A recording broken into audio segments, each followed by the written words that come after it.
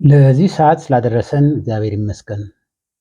የአፍሪካውያን እውቀት ለአዲሱ ዓለም ሆፌከር እና ሌሎች በ1993 እንደ አውሮፓውያን አቆጣጠር በአዳምስ ሪቻርድ ኢደብሊው በ1997 እንደ አውሮፓውያን አቆጣጠር እንደገለጹት በአዲሱ ዓለም መሰረታዊ የሰው ልጅ ፍላጎት ምግብ፣ መጠለያ፣ ልብስ፣ የአየር ሁኔታ ለሰው ልጅ ለመኖር እጅግ አስቸጋሪ የነበሩ ቢሆንም በረጅም ሂደት ቅድመ ታሪክ የተከናወኑት ተግባራት ናቸው። ይህ ይዘው የመጡት መረጃና ቴክኖሎጂ መጀመሪያዎቹ ሰዎች በመሆን አሜሪካን ከሜክሲኮ እስከ ቤልዝ፣ ጓቲማላ፣ ኤልሳልቫዶር፣ ሆንዱራስ፣ ኒካራጓ እና ሰሜናዊ ኮስታሪካ ማህበረሰብ እና ሌሎችንም የጥንቱን እውቀት፣ ክህሎት፣ ባህል ወደ አዲስ ዓለም ይዘው እንደገቡ ያብራራሉ።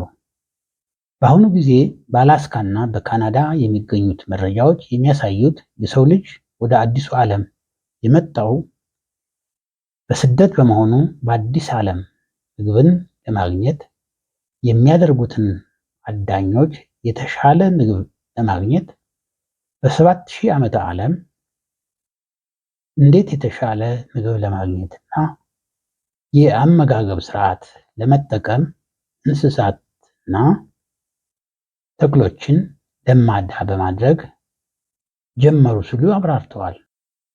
ሮጀርስ ጄኤ በ1982 እንደ አውሮፓውያን አቆጣጠር ኢትዮጵያ በጥንታውያን ምሁራን እንደሚታመነውና እንደሚገልጹት በዓለም የመጀመሪያዋ አገርና የስልጣኔ እናት ናት፣ ምንጭ ናት። ሬኩለስ በድሩሲላ ጁንድ ሂውስተን በ1926 እንደ አውሮፓውያን አቆጣጠር እንደገለጹት የኑቢያ ዋና ከተማ ዶንግላ የሚገኙት ትላልቅና ቆመው የሚገኙት ጥንታዊ ውብ የሆኑ ህንፃዎች ጥበብ ናሙናዎች ናቸው። እነዚህ ስራዎች እንደ ግሪኮች በውብ አምድ ቆመው ድንቅ ህንፃዎች ናቸው። ምክንያቱም የጥንቶቹ ዶንግላ ከተማ ግንባታቸው ውብ ሲሆኑ ግሪኮች ከኢትዮጵያውያን የስነ ህንፃ ጥበቡን ቀድተው የተጠቀሙበት መሆኑን ያስረዳል። የዚህን ሐሳብ የሚያሳይ ቀደምት ዶንግላ ከተማ የህንፃ አሰራር ውብና ያማረ ነበር። ጥንታዊ የኢትዮጵያውያን ጥበብ አሁን ባለንበት ዘመን አያቶቻችንና የቅድመ አያቶቻችን ጥበብ አሰራር እንዴት ውብ እንደሆነ በግልጽ ይናገራሉ።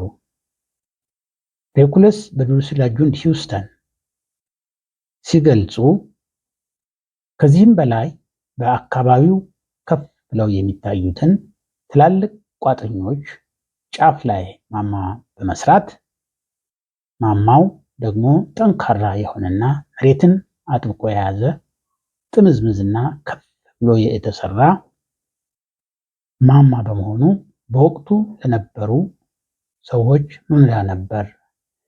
የኑቢያ ሐውልቶች አሰራራቸው ይለያያሉ።